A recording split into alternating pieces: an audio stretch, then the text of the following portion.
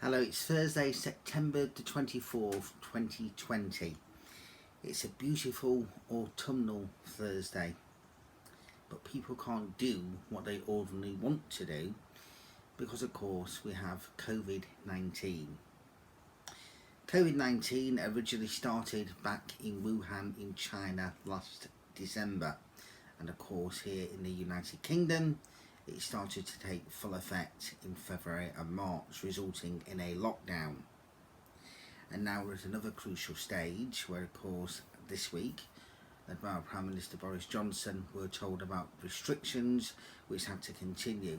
They were a verbal warning, meaning if people do not abide to those rules and regulations, then we could potentially have a further full-scale lockdown. There are many people around Britain, across all our nations, who are observing and doing everything as they should do. There are people, though, that aren't. Today, as part of one of the latest developments, there is the launch of the brand new NHS app, which of course is to track and trace.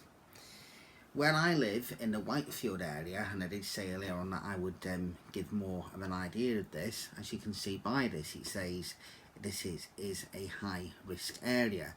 Whitefield comes under Bury, and of course here in Greater Manchester there have been specific restrictions which have been in place since the end of July. On this you can do a venue check-in, which I hope you are able to see.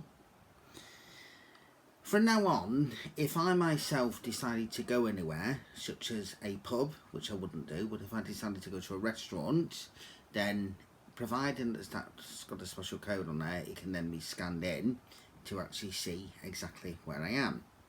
And then therefore, if anybody else was in that place that was a fair distance away from me, because of course I have to observe the 2-metre rule, then that would then let me know if somebody has tested positive for the virus. And it also gives you information there about how you can check for symptoms as well.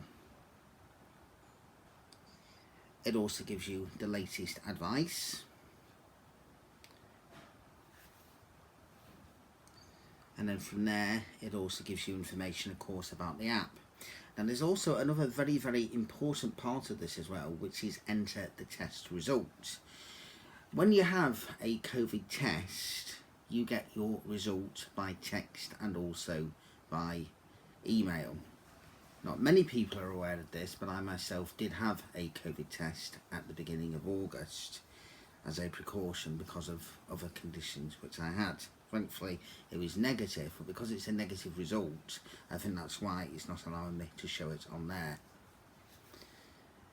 When all this equipment works and everybody uses it, I urge everybody to use this because it's a good way of trying to find ways to obviously to help others.